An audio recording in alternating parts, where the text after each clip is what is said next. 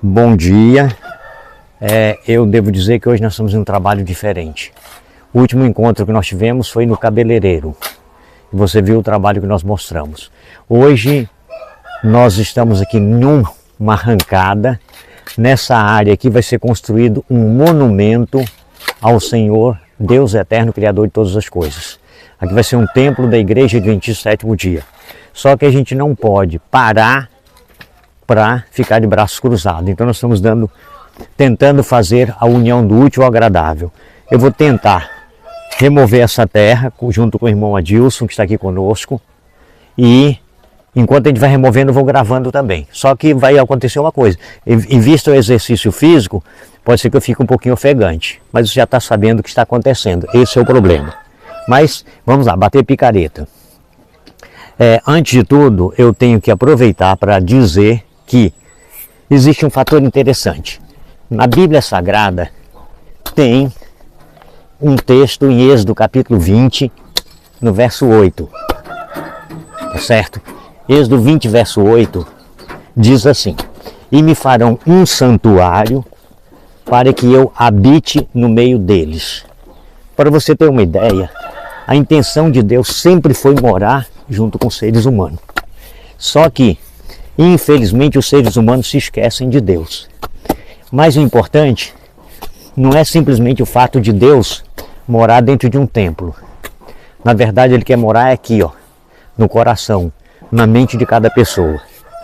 Se nós estivermos atentos a esse ensinamento, mudarmos nosso procedimento, Ele morando aqui, quando a gente vier aqui, Ele vai estar aqui também.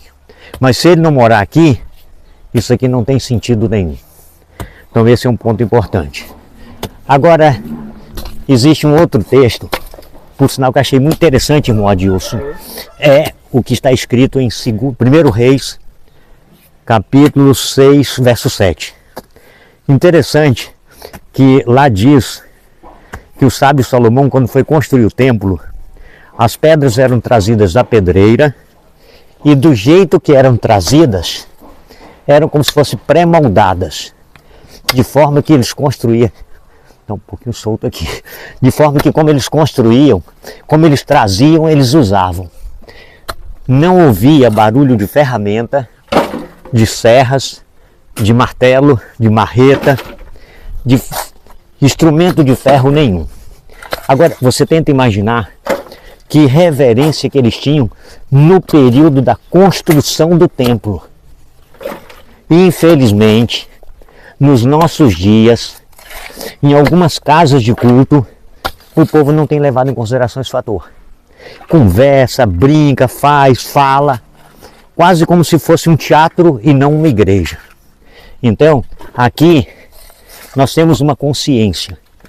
Não estamos construindo para nós estamos construindo para Deus. Então esse é o fator importante. Diante dessa situação, quando a gente começa o trabalho, nós já nos reunimos, já oramos e agora vamos levar avante o trabalho que Deus nos deu o privilégio de fazer. Então esse é o ponto importante. Agora tem um outro fator que eu gosto de considerar. Nós encontramos um outro texto na Bíblia Sagrada, no Evangelho de São Mateus, no capítulo 13, no verso 31. É até fácil de decorar, 13, 31. Inverte os números. Lá está dizendo assim: a minha casa será chamada casa de oração para todos os povos, mas vós tornais em covil de salteadores. Infelizmente, alguns lugares as pessoas não têm respeitado. Tem feito da casa de Deus, a casa de oração, quase como se fosse um meio de ganhar dinheiro, um meio que a gente... Mas a minha preocupação não é o que os outros estão fazendo. A minha preocupação é o que eu estou fazendo. Isso é que é importante. Se os outros erram, não é minha responsabilidade. O que eu posso é tentar ajudar a não errar. Mas se eles insistirem, eles é que vão prestar conta de Deus, a Deus. Agora, eu tenho que ter consciência de uma coisa: eu é que não posso errar. Então, casa de oração não é lugar de desfile, passarela de desfiles de moda. Não é teatro para exibições teatrais.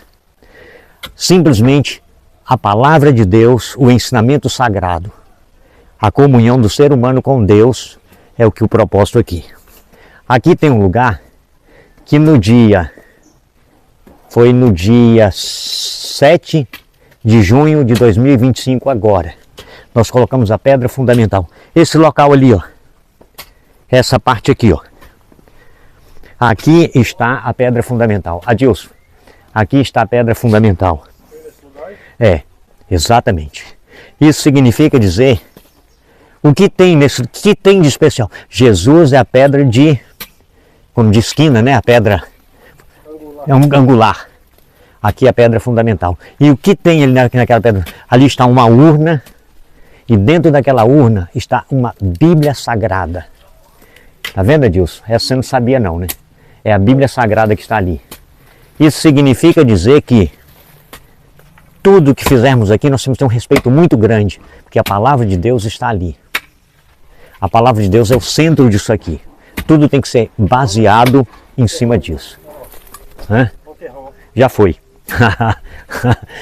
Então, importante é considerar, diante desse clima, que nós temos uma responsabilidade diante de Deus e diante dos homens. Agora, se os outros não estão usando como deve, a culpa não é minha. Tá certo? Mas eu é que tenho que fazer como deve. Esse é o fator importante. Eu gosto muito do Salmo 122, verso 1. Tá certo? Alegrei-me quando me disseram, vamos à casa do Senhor. Eu acho interessante, a minha mãe, ela uma vez ia para a igreja, e ela foi para a igreja com a gente, tudo bem.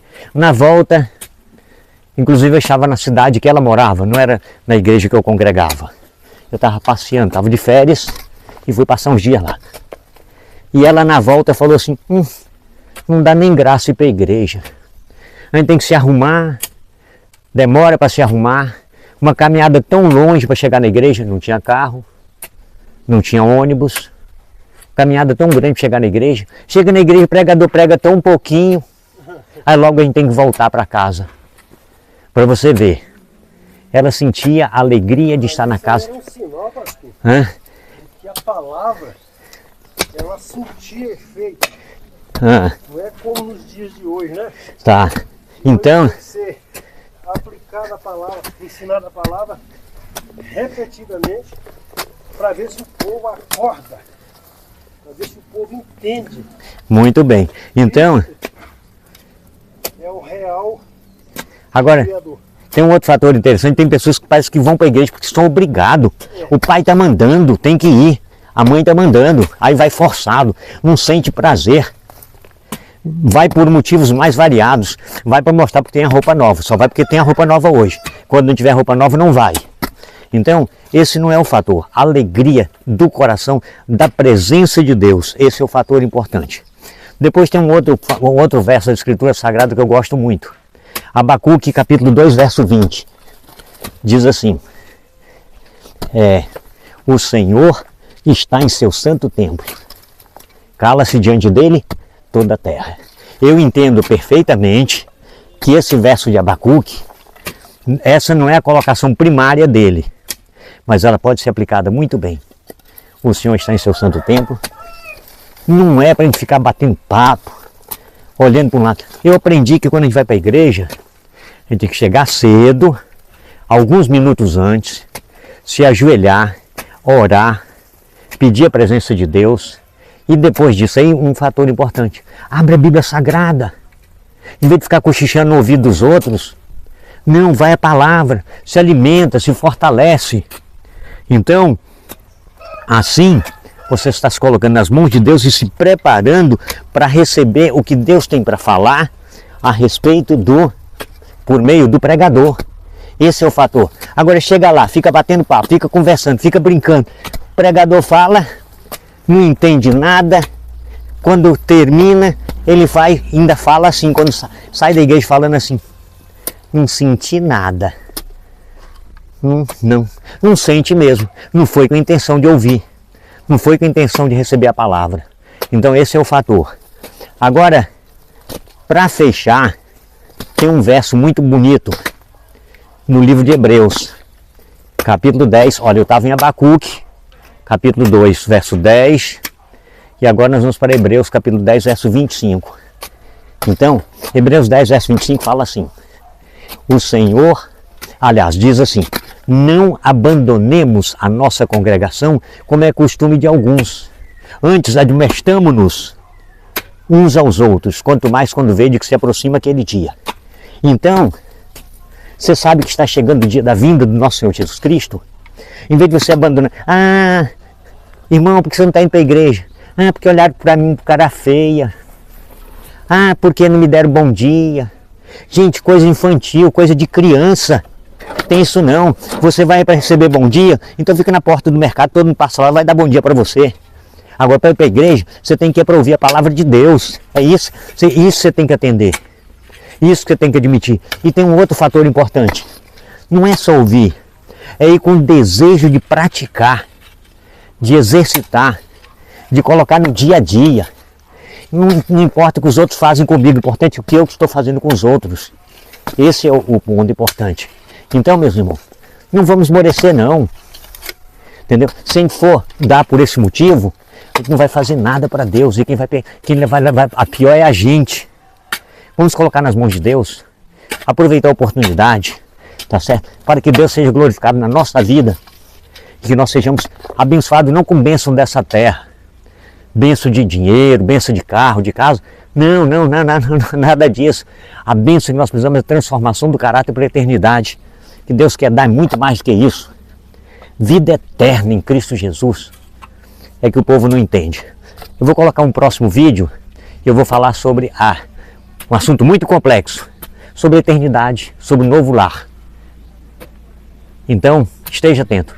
Na próxima semana vamos colocar mais um vídeo. Que Deus abençoe. Obrigado por essa companhia que você esteve aqui comigo, enquanto eu estou batucando aqui no terreno. E vamos continuar. Que Deus abençoe. Até a próxima semana.